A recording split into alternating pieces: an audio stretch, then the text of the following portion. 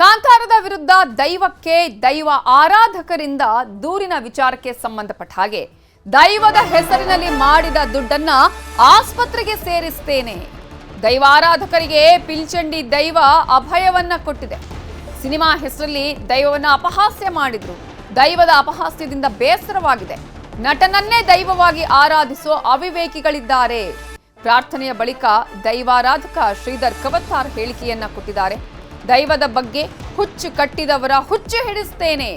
ದೈವದ ಹೆಸರಲ್ಲಿ ಮಾಡಿದ ದುಡ್ಡನ್ನ ಆಸ್ಪತ್ರೆಗೆ ಸುರಿಸ್ತೇನೆ.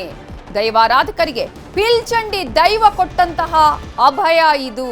ಈಗಾಗಲೇ ಕಾಂತಾರ ಸಿನಿಮಾ ಆದ ನಂತರ ಕೆಲವರು ದೈವದ ಆ ರೀತಿಯಾಗಿ ವೇಷಭೂಷಣವನ್ನು ತೊಡೋದು, ಆ ರೀತಿಯಾಗಿ ಅನುಕರಣೆ ಮಾಡೋದು ಬಹಳ ಜೋರಾಗಿತ್ತು.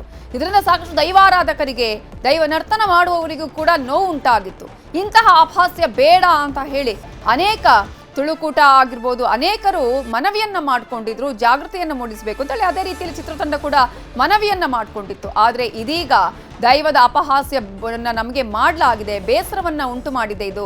ಹಾಗಾಗಿ ದೈವ ಆರಾಧಕ ಶ್ರೀಧರ್ ಕವತ್ತಾರ್ ಹೇಳಿಕೆಯನ್ನ ಕೊಟ್ಟಿದ್ದು, ದೈವದ ಬಗ್ಗೆ ಹುಚ್ಚು ಕಟ್ಟಿದವರ ಹುಚ್ಚು ಹಿಡಿಸ್ತೇನೆ, ಅವರು ದೈವದ ಹೆಸರಲ್ಲಿ ಮಾಡಿದ ದುಡ್ಡನ್ನ ಆಸ್ಪತ್ರೆಗೆ ಸುರಿಸ್ತೇನೆ ಅಂತ ಹೇಳಿ ದೈವ ಆರಾಧಕರಿಗೆ ಪಿಲ್ಚಂಡಿ ದೈವ ಅಭಯ ನೀಡಿದೆ.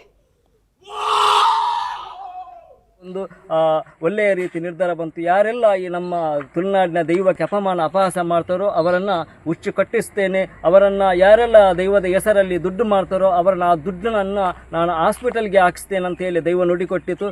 ಯಾರೇ ಒಂದು ಅವಿವೇಕಿಗಳು ಮಾಡಿದಂಥ ತಪ್ಪನ್ನು ನೀವುಗಳು ಮಾಡಬೇಡಿ, ಅಥವಾ ನಿಮ್ಮ ಬರವಣಿಗೆಗಳಲ್ಲಿ ಸ್ವಲ್ಪ ನಿಗಾ ಇರಲಿ. ಕೆಲವೊಂದು ಜನ ತುಳುವರಾಗಿ ಕೆಲವೊಂದು ಬರವಣಿಗೆಗಳನ್ನು ಮಾಡ್ತಾರೆ. ಹಾಗಾಗಿ ಇಂಥ ಬರವಣಿಗೆಗಳನ್ನು ಬದಿಗಿಟ್ಟು ನಮ್ಮ ತುಳುನಾಡಿನ ದೈವಾರಾಧನೆ ಉಳಿವಿಗಾಗಿ ನೀವೆಲ್ಲರೂ ಕೈ ಜೋಡಿಸಬೇಕು. ಹಾಗಾಗಿ ನೀವೆಲ್ಲರೂ ಸಹಕರಿಸಬೇಕಾಗಿ ತಮ್ಮಲ್ಲಿ ವಿನಂತಿಸಿಕೊಳ್ತಾ ಇದ್ದೇನೆ. ದೈವದ ಒಂದು ಒಳ್ಳೆಯ ರೀತಿ ನಿರ್ಧಾರ ಬಂತು. ಇದರ ಬಗ್ಗೆ ಇನ್ನಷ್ಟು ಡೀಟೇಲ್ಸ್ ಅನ್ನು ಕೊಡೋದಕ್ಕೆ ನಮ್ಮ ರಿಪೋರ್ಟರ್ ಕಿಶನ್ ಶೆಟ್ಟಿ ಈಗ ನೇರ ಸಂಪರ್ಕದಲ್ಲಿ ಜಾಯ್ನ್ ಆಗಿದ್ದಾರೆ. ಕಿಶನ್ ಶೆಟ್ಟಿ, ಅನೇಕರು ಸಿನಿಮಾ ನೋಡಿದ ನಂತರ ಅನುಕರಣೆಯನ್ನ ಮಾಡುವುದು, ವೇಷಭೂಷಣವನ್ನು ತೊಟ್ಟು ಅದೇ ರೀತಿಯಾಗಿ ವರ್ತನೆ ಮಾಡೋದನ್ನು ಕೂಡ ಗಮನಿಸಿದ್ವಿ. ಸಾಕಷ್ಟು ರೀತಿಯಾದಂತಹ ವಿರೋಧಕ್ಕೂ ಕೂಡ ಕಾರಣ ಆಗಿತ್ತು. ಇದೀಗ ಈ ವಿಚಾರದಲ್ಲಿ ಏನೆಲ್ಲ ಬೆಳವಣಿಗೆಗಳಾಗಿದೆ? ನವಿತಾ, ಕಾಂತಾರ ಚಿತ್ರದಲ್ಲಿ ಬರುವಂತಹ ದೈವ ಇತರರಿಗೆ ಅದೊಂದು ಕೇವಲ ಪಾತ್ರವಾದರೆ, ಆದರೆ ತುಳುನಾಡಿನ ಜನರಿಗೆ ದೈವ ಅದು ಭಾವನೆಯ ರೂಪ. ಹಾಗಾಗಿ ಇಲ್ಲಿನ ಜನ ತನ್ನ ಉಸಿರಲ್ಲಿ ಉಸಿರಾಗಿರಿಸುವಂತಹ ದೈವಾರಾಧನೆಯನ್ನ ಈ ರೀತಿಯಾಗಿ ಮಾಡೋದು ಇಲ್ಲಿನ ಜನ ಸಹಿಸೋಕೆ ಸಾಧ್ಯ ಇಲ್ಲ. ಯಾಕಂದ್ರೆ ಕಳೆದ ಬಾರಿಯ ಕಾಂತಾರದ ಬಂದಾಗ್ಲೂ ಕೂಡ ಇಷ್ಟೇ ಪ್ರಮಾಣದಲ್ಲಿ ಆಕ್ರೋಶ ವ್ಯಕ್ತವಾಗಿತ್ತು. ಆ ಬಳಿಕ ರಿಷಬ್ ಶೆಟ್ಟಿ ಓಪನ್ ಸ್ಟೇಜ್ ಅಲ್ಲಿ ಈ ರೀತಿ ಅನುಕರಣೆಯನ್ನ ಯಾರೂ ಕೂಡ ಮಾಡಬಾರ್ದು ಎಂಬ ಮನವಿಯನ್ನ ಮಾಡಿದ್ರು. ಆದ್ರೆ ಇದೀಗ ಕಾಂತಾರ ಚಾಪ್ಟರ್ 1 ಬಿಡುಗಡೆ ಆದ ಬಳಿಕವೂ ಕೂಡ ಸಿನಿಮಾ ನೋಡಿದಂತಹ ಅನೇಕ ಪ್ರೇಕ್ಷಕರು ದೈವದ ರೀತಿ ಅನುಕರಣೆ ಮಾಡೋದು, ದೈವದ ರೀತಿ ಬೊಬ್ಬೆ ಹೊಡೆಯೋದು ಸಾಕಷ್ಟು ಸಾಮಾಜಿಕ ಜಾಲತಾಣಗಳಲ್ಲಿ ಕಂಡು ಬರ್ತಾ ಇದೆ. ರೀಲ್ಸ್ ಮಾಡುವಂತಹ ಹುಚ್ಚಾಟಗಳನ್ನು ಕೂಡ ಮಾಡ್ತಾ ಇದ್ದಾರೆ.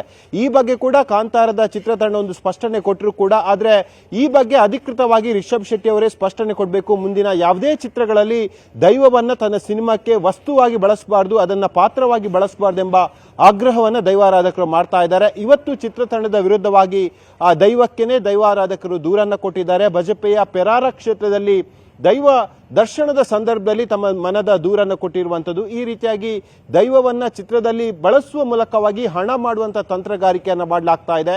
ದೈವವನ್ನ ಅನುಕರಣೆ ಮಾಡುವ ಮೂಲಕವಾಗಿ ತುಳುವರ ಅಸ್ಮಿತೆಯ ಪ್ರತಿರೂಪವಾದಂತಹ ದೈವಾರಾಧನೆಯನ್ನೇ ಒಂದು ರೀತಿಯಾಗಿ ಅಪಹಾಸ್ಯ ಮಾಡಲಾಗ್ತಾ ಇದೆ. ಹಾಗಾಗಿ ಇಂಥವುಗಳಿಗೆ ಎಲ್ಲವೂ ಕೂಡ ಫುಲ್ ಸ್ಟಾಪ್ ಕೊಡಬೇಕು ಮತ್ತು ಇಂಥವನ್ನ ಯಾರು ಮಾಡ್ತಾರೆ ಅವರಿಗೆ ಶಿಕ್ಷೆಯನ್ನು ಕೊಡಬೇಕು, ಅವರ ಮನ ಪರಿವರ್ತನೆಯನ್ನ ದೈವ ಮಾಡಬೇಕೆಂಬ ಮನವಿಯನ್ನ ಮಾಡಿದ್ದಾರೆ. ಇದಕ್ಕೆ ದೈವವು ಕೂಡ ಒಂದು ತನ್ನ ನುಡಿಯನ್ನು ಕೊಟ್ಟಿರುವಂಥದ್ದು. ಮುಂದಿನ 1 ವರ್ಷದ ಒಳಗಾಗಿ ಯಾರೆಲ್ಲ ದೈವಾರಾಧನೆಯನ್ನ ಈ ರೀತಿಯಾಗಿ ಅನುಕರಣೆ ಮಾಡ್ತಾರೆ, ಅಪಹಾಸ್ಯ ಮಾಡ್ತಾರೆ, ಜೊತೆಗೆ ಭಾವನೆಗಳ ಜೊತೆ ಆಟ ಆಡ್ತಾರೆ, ಅಂಥವರ ವಿರುದ್ಧ ಅವರ 1 ವರ್ಷದ ಒಳಗಾಗಿ ಅವರಿಗೆ ತಾನು ಏನು ಎನ್ನುವುದನ್ನು ತೋರಿಸಿಕೊಡ್ತೀನಿ ಎಂಬುದಾಗಿ ದೈವ ಹೇಳಿರುವಂಥದ್ದು. ಹಾಗಾಗಿ ಮುಂದಿನ ದಿನಗಳಲ್ಲಿ ಈ ಹೋರಾಟ ದೊಡ್ಡ ಮಟ್ಟದಲ್ಲಿ ಆಗುವಂತಹ ಸಾಧ್ಯತೆಗಳು ಕೂಡ ಇದೆ. ಈಗಾಗಲೇ ಸಾಮಾಜಿಕ ಜಾಲತಾಣಗಳಲ್ಲಿ ಮತ್ತು ಹಲವು ಜನ ಧಾರ್ಮಿಕ ಮುಖಂಡರು, ದೈವಾರಾಧಕರು ಈ ಬಗ್ಗೆ ಸ್ಪಷ್ಟ ಶಬ್ದಗಳಲ್ಲಿ ಇದನ್ನ ಖಂಡನೆ ಮಾಡಿದ್ದಾರೆ. ಈ ರೀತಿಯ ಅನುಕರಣೆ ಆಗಿರ್ಬೋದು, ಸಿನಿಮಾವನ್ನು ನೋಡಿ ದೈವ ಆಹ್ವಾನಿಗೊಂದಂತೆ ಮಾಡ್ತಿರುವಂತಹ ವಿಚಿತ್ರವಾದ ದೃಶ್ಯಗಳನ್ನು ಕೂಡ ಇಲ್ಲಿ ಜನ ಬಹಳ ಸ್ಪಷ್ಟ ಶಬ್ದಗಳಿಂದ ಖಂಡಿಸ್ತಿದ್ದಾರೆ. ಈ ರೀತಿಯಾಗಿ ಯಾರೂ ಕೂಡ ಮಾಡಬಾರ್ದು, ಮಾಡಿದ್ರೆ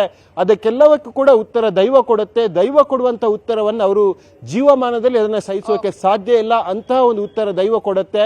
ದೈವದ ಅವಕೃಪೆಗೆ ಯಾರು ಕೂಡ ಒಳಗಾಗಬೇಡಿ ಎಂಬ ಮನವಿಯನ್ನ ಇಲ್ಲಿನ ದೈವಾರಾಧಕರು ಮಾಡಿರುವಂತದ್ದು. ನವಿತಾ. ಥ್ಯಾಂಕ್ ಯು ಕಿಶನ್ ಶೆಟ್ಟಿ ಕ್ಷಣದ ಅಪ್ಡೇಟ್ಸ್ಗೆ. ಇನ್ನು ಇದೇ ವಿಚಾರಕ್ಕೆ ಸಂಬಂಧಪಟ್ಟ ಹಾಗೆ ಮಾತನಾಡೋದಕ್ಕೆ ನಮ್ಮ ಜೊತೆ ಇದೀಗ ತುಳುಕೂಟದ ಅಧ್ಯಕ್ಷರಾಗಿರುವಂತಹ ಸುಂದರ್ ರಾಜ್ ರೈ ಅವರು ಫೋನ್ ಸಂಪರ್ಕದಲ್ಲಿ ಜಾಯ್ನ್ ಆಗಿದ್ದಾರೆ. ನಮಸ್ತೆ ಸುಂದರ್ ರಾಜ್ ರೈ ಅವರೇ. ನಮಸ್ತೆ.